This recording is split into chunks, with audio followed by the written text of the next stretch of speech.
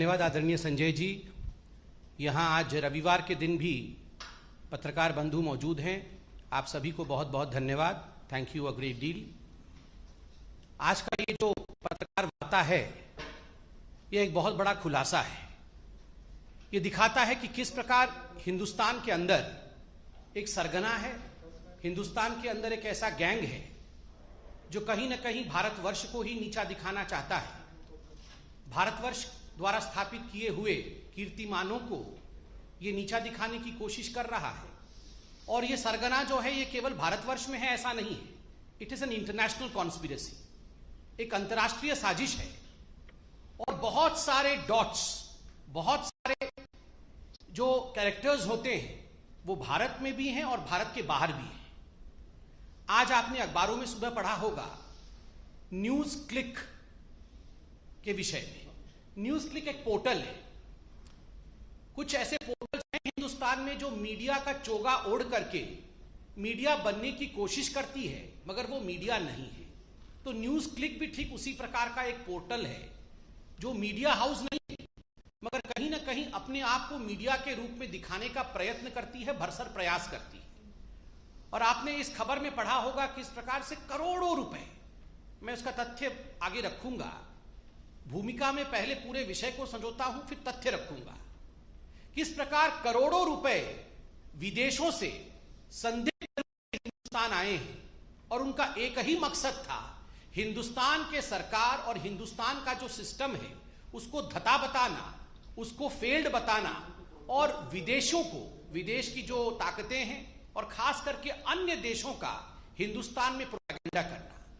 We have seen this most important news article today as to how money trail in fact was there from foreign nations, as to how dubious characters were involved, and the only agenda of these so-called portals, and in this particular one, the portal called News Click, the only agenda is propaganda of a foreign nation and demeaning India's name.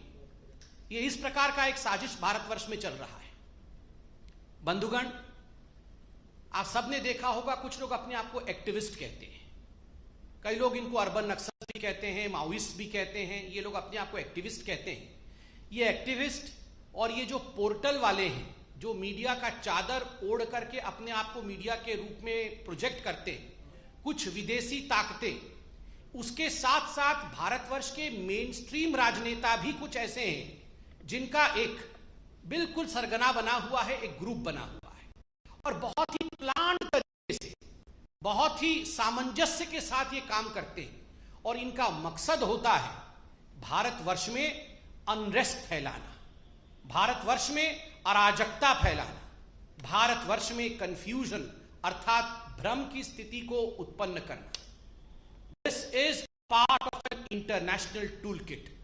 हमने tool kit के विषय में आपको अवगत कराया था। Tool kit का जो है पूरा का पूरा पर्चा आपके सामने रखा था।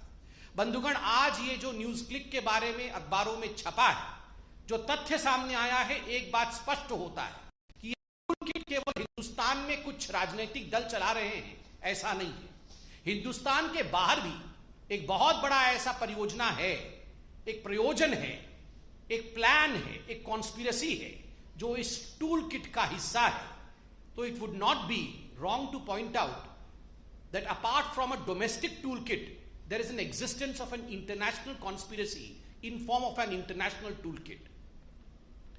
आप सब ने देखा होगा कि जब भी हिंदुस्तान में कुछ अच्छा होता है, हमारी वैक्सीन नीति आप देख लीजिए, पूरे विश्व में हमारे वैक्सीन नीति को लेकर सराहना की गई, वैक्सीन मैत्री को लेकर सराहना की गई। किस प्रकार से हमने अपने देश में, इतने बड़े देश में 130 करोड़ जनता को हम वैक्सीनेट कर रहे हैं, उसमें भी किस प्रकार से हमारे देश को बदनाम किया जाए, हमारी वैक्सीन नीति को बदनाम की जाए, यह कुचेष्टा कुछ लोगों ने, कुछ संगठनों ने, कुछ संस्थाओं ने किया है और कुछ पोर्टल्स ने भी किया है। आज समझ में आता है ये किस प्रकार से हो रहा था, फॉरेन फंडिंग के माध्यम से हो रहा था। सेंट्रल विस्टा, ये उदाहरण मैं आपको दे रहा हूं बंधुगण कि किस प्रकार एक सोची समझी साजिश चल रही है। सेंट्रल विस्टा जिसको लेकर सुप्रीम कोर्ट, हाई कोर्ट हमारे माननीय कोर्ट ने कहा कि हमें किसी प्रकार की आपत्ति नहीं है, ये बहुत अच्छे प्रोजेक्ट्स हैं, इनको आगे बढ़ने चाहिए। मगर उसके बावजूद जिस प्रकार से कुछ लोगों ने जिद पकड़ करके in a stubborn manner they went ahead with their agenda of demeaning the Central Vista project, friends, today we realize it was only because of the fact that foreign funding and foreign conspiracy was playing. Farmer agitation, बंधुगण, प्रधानमंत्री नरेंद्र मोदी और हमारी सरकार farmers को अन्नदाता मानती है और अन्नदाताओं के साथ किसी प्रकार का अन्याय ना हो, इसलिए हम आगे बढ़ते हैं। किंतु इस पवित्र रिश्ते को किस प्रकार से इसमें दरार डाला जाए, इसमें भी साजिश की गई। और आज ये जो न्यूज क्लिक वाला इशू हुआ है, जिसके विषय में अभी मैं संक्षेप में बताऊंगा, ये बात स्पष्ट होता है कि बहुत बड़ी बड़ी ताकतें हिंदुस्तान को कमजोर करने के लिए लगी हुई हैं। यहां कंफ्यूजन, भ्रम और अनरेस्ट अर्थात अराजकता कैसे फैले, इसकी कोशिश हो रही है। जब से प्रधानमंत्री नरेंद्र मोदी हिंदुस्तान के प्रधानमंत्री बने, कहीं ना कहीं हिंदुस्तान में तो ऐसा नेता हैं ही जिनके आंखों में वो खटक रहे हैं, विदेशी ताकतें भी ऐसी हैं जिनकी आंखों में वो खटक रहे हैं। तो एक बहुत बड़े रूप में किस प्रकार से भारतवर्ष के नाम को नीचा किया जाए, किस प्रकार से प्रधानमंत्री नरेंद्र मोदी जी की चेष्टाओं को, जो वो सुचेष्टा कर रहे हैं भारतवर्ष को आगे बढ़ाने के लिए, उसको कैसे कम करके दिखाया जाए, यह सब कोशिश की जा रही है। किंतु मैं आप कह सकता हूं कि जनता जनार्दन है, वो मोदी जी पर विश्वास करती है। आज जो न्यूज क्लिक का पूरा विषय आया है, मैं संक्षेप में आपके सामने कुछ चौंकाने वाले तथ्य रखने वाला। बंधुगण, यूं तो कहते हैं कि न्यूज क्लिक एक साधारण पोर्टल है। देखिए, इस पोर्टल का नाम पीपीके के नाम से, PPK NewsClick studio private limited के नाम से है। इसमें किस प्रकार से बाहरी ताकतें फंड भेज रही थी भारतवर्ष में, और किस प्रकार से इन फंड्स को लेकर ये फंड कहां जा रहे थे, किन लोगों को ये फंड दिया जा रहा था, मैं इसका खुलासा अभी करने वाला। ये जो पीपीके कंपनी थी जिसके अंतर्गत न्यूज क्लिक आती है, इन्होंने एफडीआई, फॉरेन डायरेक्ट इन्वेस्टमेंट, विदेशी निवेश को एक्सेप्ट किया, लगभग 10 करोड़ के आसपास, 9.59 करोड़ का। दो मुख्य कंपनियों ने पैसा दिया, जिसका नाम है world wide media holdings LLC, और दूसरा है यूएसए का डेलावेयर, जिसका नाम है WWM। इन दोनों ने इसमें मेजर रूप में पैसा इन्फ्यूज किया एफडीआई के रूप में। और ये जो WWM है, इसमें 3 लोग मुख्यतः सम्मिलित थे, वो विदेश के थे, जैसन पेट्शर, नेविली रॉय सिंघम, जो कि श्रीलंका के और उसके बाद अभी अमेरिका में है, और एक तीसरा व्यक्ति है जो एक विदेशी ताकत है और किसी विदेशी देश के फंड को पूरी तरह से हवाला के माध्यम से डाइवर्ट करके किस प्रकार से इसका यूटिलाइजेशन भारतवर्ष में किया जा सके, डूबियस रूट से उन्होंने WWM ने पीपीके अर्थात न्यूज क्लिक को भेजा। बंधुगण, आपको जान के आश्चर्य होगा, ये जो निवेश होता है विदेश से, एफडीआई होती है, उसके लिए आपको एक शेयर वैल्यू दिखाना पड़ेगा कि हाँ ये जेन्युइन लगे, कि ये बड़ी कंपनी थी तभी जाके हमने निवेश किया। कुल मिलाकर 10 रुपए प्रति शेयर का न्यूज क्लिक का वास्तविक जो चरित्र है, वो 10 रुपए प्रति शेयर का उसका ओरिजिनल स्वरूप है।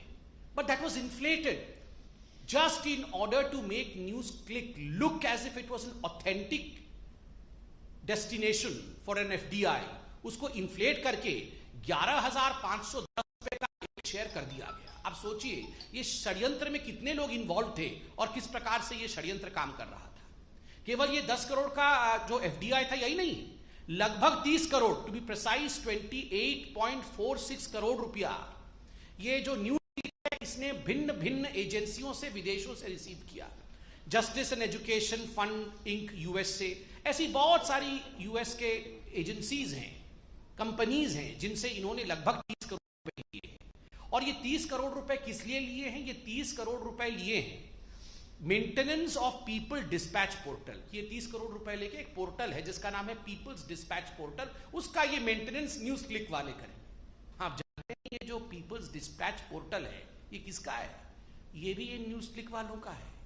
अपने ही पोर्टल को मेंटेन करने के लिए यूएस की कुछ कंपनियां, विदेशी कंपनियां, वो इनको 30 करोड़ रुपए दे रहे हैं और बदले में कहा गया हम आपको एक्सपोर्ट सर्विस देंगे, मतलब हम बहुत बढ़िया मेंटेनेंस करेंगे और आपको बताएंगे कि हमने कैसे मेंटेन किया, हम सर्विस अपना एक्सपोर्ट करेंगे।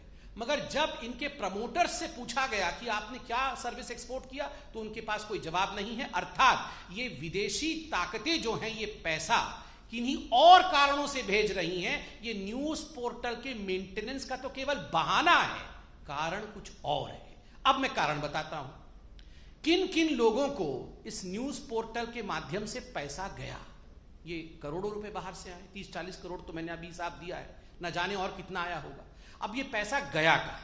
मैंने आपको कहा था कि हिंदुस्तान के अंदर ऐसे कुछ राजनेता हैं, ऐसे कुछ एक्टिविस्ट हैं जो चाहते हैं कि हिंदुस्तान में एक माहौल भ्रम का और अनरेस्ट का बने। आपको याद होगा गौतम नौलखा, क्योंकि एल्गार परिषद के जो माओइस्ट लिंक थे वो अरेस्ट हुए थे। गौतम नौलखा, कई लोगों ने उन्हें अर्बन नक्सल भी कहा, और गौतम नौलखा जिन्होंने भीमा कोरेगांव केस में हिंदुस्तान में अनरेस्ट फैलाने की कोशिश की थी, उनको इसमें से लगभग 21 लाख रुपए मिले। ये तो एक रिकॉर्ड हमारे पास है, आज अखबारों में भी छपा है। न जाने कितने सोर्सेस से ऐसे कितने रुपए इस प्रकार के एक्टिविस्ट्स को मिलते होंगे। यह चौंकाने वाला है, 21 लाख रुपए गौतम नौलखा को मिले।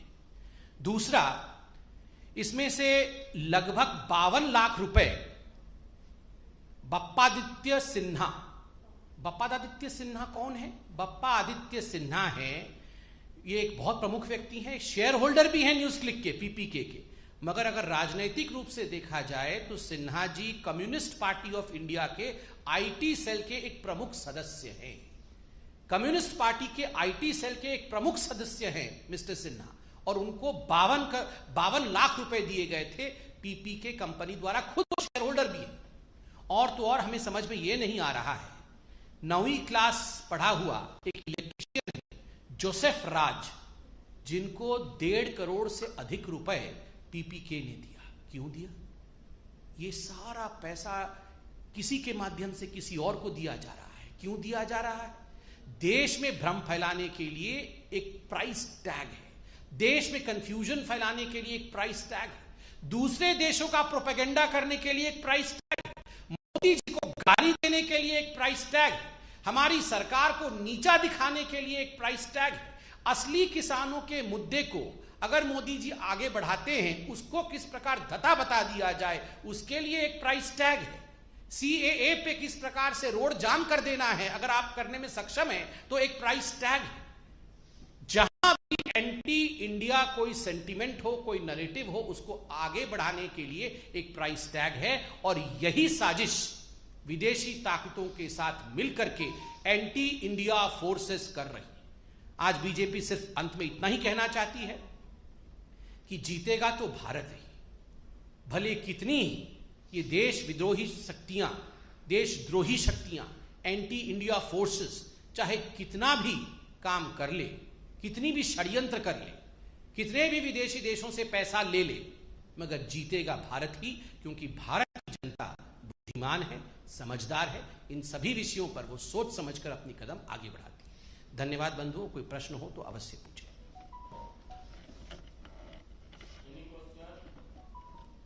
ठीक है।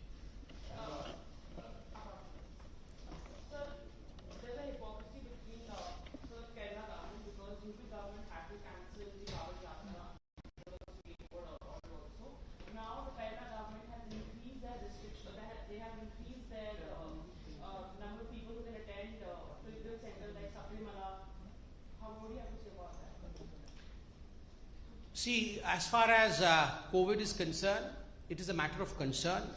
We all have to follow COVID appropriate behavior. The Prime Minister of the country, the government of the day, the Supreme Court and all other courts have instructed us, have advised us accordingly. But I firmly believe that selectivism is something which has been taunted, which has been in fact called out by the citizens of this country. As far as the Kerala government is concerned, the news that has come out today, that despite the fact that the state of Kerala is reeling under high pressures of COVID, we have increased COVID patients there. We have to take great many steps to see to it that people do not fall ill. But is it appeasement? What Kerala government is doing is something which people are asking. I firmly believe that the Kerala government would heed to all these advices and will see to it that the citizens of Kerala are protected.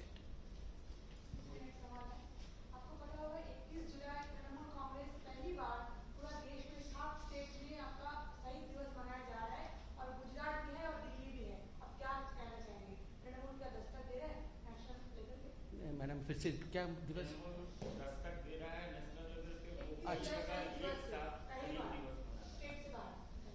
नहीं, state से बाहर शहीद दिवस मना रहा है, अच्छी बात है। वो एक डेमोक्रेटिक कंट्री है हमारी, कोई भी शहादत को अपनी आंखों को नम कर सकता है शहादत में, मगर जो हमारे कार्यकर्ता शहीद हुए हैं बंगाल में, जिस प्रकार से हजारों लोग बेघर हो गए, जिस प्रकार से हमारे पार्टी के माताओं और बहनों के साथ जो ट्रीटमेंट हुआ है, न जाने कितने लोगों को मार दिया गया है, महिलाओं का बलात्कार हुआ है। इस विषय में जो NHRC का रिपोर्ट अभी 2 दिन पहले आया, जिसमें स्पष्ट रूप से कहा गया है there is no rule of law in Bengal, there is law of ruler in Bengal. इस पर ममता बनर्जी क्या कहेंगी? मैं ममता जी से आज निवेदन करूंगा कि जिन भारतीय जनता पार्टी के कार्यकर्ताओं ने लोकतंत्र को अपहोल्ड करने के लिए शहादत दी है, उनके शहादत पर भी ममता बनर्जी कुछ कहें, उनके बलिदान पर भी ममता बनर्जी 2 आंसू बहाएं और क्षमा याचना करें, जिस प्रकार से उन्होंने कानून व्यवस्था की धज्जियां